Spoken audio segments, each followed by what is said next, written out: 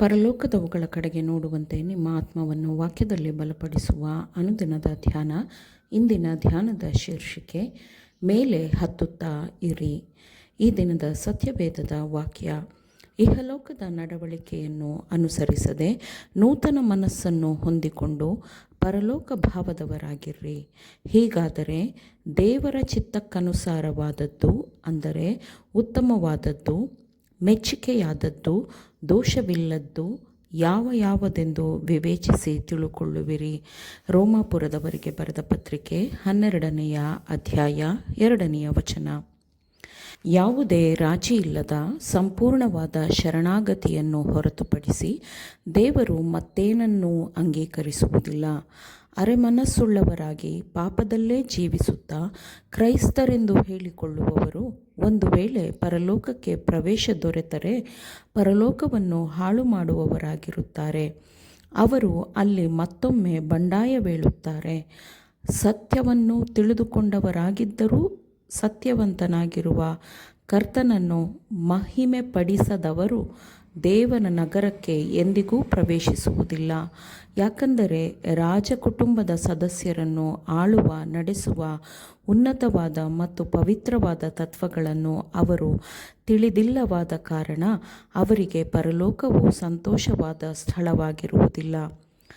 ಯಾವ ಮನುಷ್ಯನೂ ತಪ್ಪು ಹೆಜ್ಜೆ ಇಡುವ ಅವಕಾಶವೇ ಇರದಂತೆ ಕ್ರಿಸ್ತನು ಕೊಟ್ಟಿರುವ ನಿರ್ದೇಶನದ ಬೋಧನೆಗಳು ಅತ್ಯಂತ ಸ್ಪಷ್ಟವಾಗಿಯೂ ನಿಖರವಾಗಿಯೂ ಇವೆ. ನಾವು ನಮ್ಮ ಪಾದಗಳಿಗೆ ತಪ್ಪಾದ ಮಾರ್ಗಗಳನ್ನು ಸಿದ್ಧಪಡಿಸಿಕೊಂಡಿದ್ದೇವೆ ಎಂಬ ಕಾರಣಕ್ಕೆ ಎಲ್ಲ ಕ್ರೈಸ್ತರು ಹಾಗೆಯೇ ಮಾಡಿದ್ದಾರೆ ಎಂದು ಭಾವಿಸಬೇಡಿರಿ. ಈ ಹಿಂದೆ ಇತರರ ತಪ್ಪು ದೋಷಗಳನ್ನು ಹುಡುಕುತ್ತಿದ್ದವನು ಈಗ ತನ್ನ ದೃಷ್ಟಿಯನ್ನು ಮೇಲಿನ ಬೆಳಕಿನ ಮೇಲೆ ದೃಢವಾಗಿ ಇರಿಸಿದವನಾಗಿ ಪರಲೋಕದ ಕಡೆಗೆ ಹೋಗುವ ಏಣಿಯನ್ನು ಏರಲು ಪ್ರಾರಂಭ ಮಾಡಲಿ. ನಿಜವಾದ ಕ್ರೈಸ್ತನು ತನ್ನ ಆತ್ಮದ ಕಿಟಕಿಗಳನ್ನು ಪರಲೋಕದ ಕಡೆಗೆ ತೆರೆದಿರುತ್ತಾನೆ. ಅವನು ಕ್ರಿಸ್ತನೊಂದಿಗಿನ ನಿರಂತರವಾದ ಸಂಪರ್ಕದಲ್ಲಿ ಜೀವಿಸುತ್ತಾನೆ. ಅವನ ಇಚ್ಛೆಯು ದೇವರ ಚಿತ್ತಕ್ಕೆ ಅನುಗುಣವಾಗಿರುತ್ತದೆ.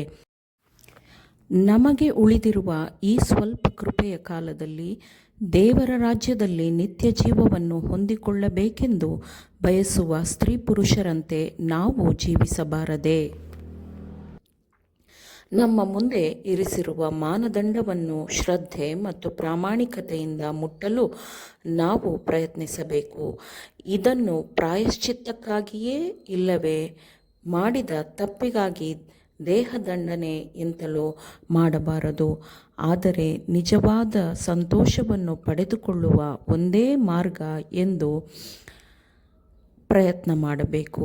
ಸಮಾಧಾನ ಮತ್ತು ಸಂತೋಷವನ್ನು ನಾವು ಪಡೆದುಕೊಳ್ಳಬೇಕಾದರೆ ಇರುವ ಏಕೈಕ ದಾರಿ ಎಂದರೆ ನಾವು ಜೀವಿಸಲೆಂದು ಮರಣ ಹೊಂದಿದವನೊಂದಿಗೆ ನಮ್ಮನ್ನು ಜಯಶಾಲಿಗಳನ್ನಾಗಿಸಲು ತನ್ನ ಬಲವನ್ನು ನಮ್ಮ ಪ್ರಯತ್ನಗಳೊಂದಿಗೆ ಸೇರಿಸುವ ಕ್ರಿಸ್ತನೊಂದಿಗೆ ಜೀವವುಳ್ಳ ಸಂಬಂಧವನ್ನು ಹೊಂದಿಕೊಳ್ಳುವುದೇ ಆಗಿದೆ.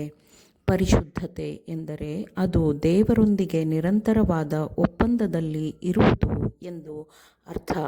ಸತ್ಯದ ರಕ್ಷಣೆಯ ಬಲವನ್ನು ಪ್ರಕಟಪಡಿಸುವ ಜೀವನವನ್ನು ಕಾರ್ಯದಲ್ಲಿಯೂ ಸತ್ಯದಲ್ಲಿಯೂ ಕ್ರೈಸ್ತ ನಡತೆಯುಳ್ಳ ಜೀವನವನ್ನು ಲೋಕವು ನಮ್ಮಲ್ಲಿ ನೋಡುವಂತಹ ಜೀವನವು ನಮ್ಮದಾಗಿರಬೇಕು ಎಂದು ನಮ್ಮ ಬಗ್ಗೆ ಬಯಸುವಂಥ ಜೀವನವನ್ನು ನಾವು ಜೀವಿಸಬಾರದು.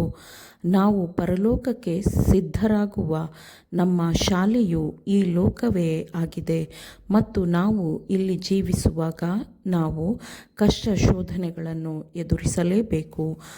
ಆದರೆ ತನ್ನ ಪ್ರಾಣವನ್ನೇ ನಮಗಾಗಿ ಅರ್ಪಿಸಿದ ಆತನನ್ನು ದೃಢವಾಗಿ ಹಿಡಿದುಕೊಂಡಿರುವವರೆಗೂ ನಾವು ಸುರಕ್ಷಿತರಾಗಿರುತ್ತೇವೆ. ಕೆಳಗಿನ ಭೂಮಿ ಎಂಬ ಈ ಶಾಲೆಯಲ್ಲಿ ಮೇಲಿನ ಶಾಲೆಗೆ ಪ್ರವೇಶ ಹೊಂದಲು ಅಗತ್ಯವಾದ ಪಾಠಗಳನ್ನು ನಾವು ಕಲಿಯಬೇಕು. ಅಲ್ಲಿ ಕ್ರಿಸ್ತನ ವೈಯಕ್ತಿಕವಾದ ಬೋಧನೆಯೊಂದಿಗೆ ನಮ್ಮ ಶಿಕ್ಷಣವು ಮುಂದುವರಿಯುತ್ತದೆ. ಆಗ ಆತನು ತನ್ನ ವಾಕ್ಯದ ಅರ್ಥವನ್ನು ನಮಗೆ ಸಂಪೂರ್ಣವಾಗಿ ತಿಳಿಸಿಕೊಡುತ್ತಾನೆ.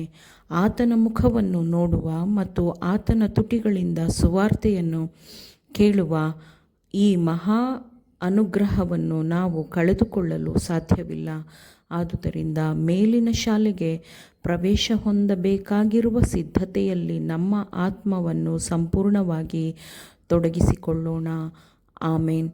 ದೇವರ ವಾಕ್ಯಗಳನ್ನು ಶ್ರದ್ಧೆಯಿಂದ ಆಲಿಸುವವರು ಮಾತ್ರವೇ ಆಗಿರದೆ ಪಾಲಿಸುವವರೂ ಆಗಬೇಕೆಂದು ನಿಮ್ಮನ್ನು ಉತ್ತೇಜಿಸುತ್ತೇನೆ. ಪರಿಶುದ್ಧಾತ್ಮನ ಸಹಾಯದಿಂದ ಆಲಿಸಿದ ನಿಮ್ಮೆಲ್ಲರಿಗೂ ಧನ್ಯವಾದಗಳು. ಮತ್ತೆ ದೈನಂದಿನ ಧ್ಯಾನಕ್ಕಾಗಿ ನಾಳೆ ಸಂಧಿಸೋಣ. ಆಮೇನ್.